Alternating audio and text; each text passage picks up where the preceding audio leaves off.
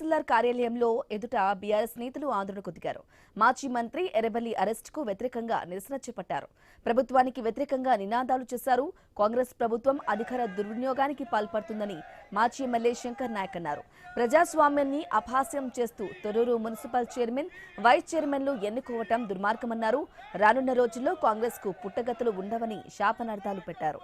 Thorrur municipal chairman ఎన్నిక ప్రజాస్వామ్య పూర్తికి విరుద్ధమని ఆగ్రహం వ్యక్తం చేశారు.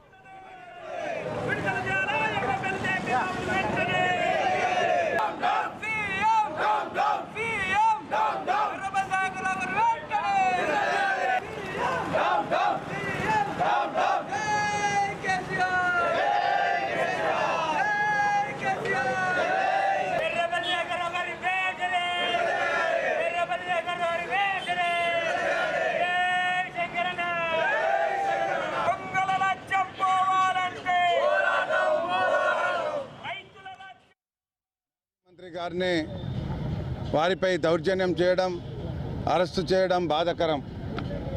ఇది డెమోక్రసీలో ఉన్నామా లేకుంటే ప్రజాస్వామ్యం ఉందా లేదా అనేది ప్రజలు గమనిస్తున్నారు.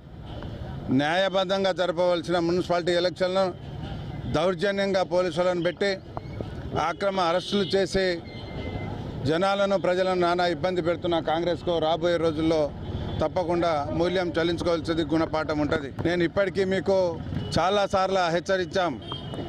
మీరు ఇచ్చిన 420 హామీలు నెరవేర్చండి. 6 గ్యారంటీలు ఏదైతే ప్రజలకు హామీ ఇచ్చారో అది వదిలిపెట్టి పోలీసులతోటి రాజ్యం వెళ్తున్నారు. రాబోయే రోజులలో ఇప్పుడు ఎవరైతే రెచ్చిపోతున్నారో వాళ్లకు పుట్టగతులు ఉండవని చెప్పేసి నేను మనవి చేస్తున్నా. మాజీ మంత్రి గారిని వారిపై దౌర్జన్యం చేయడం, అరెస్టు చేయడం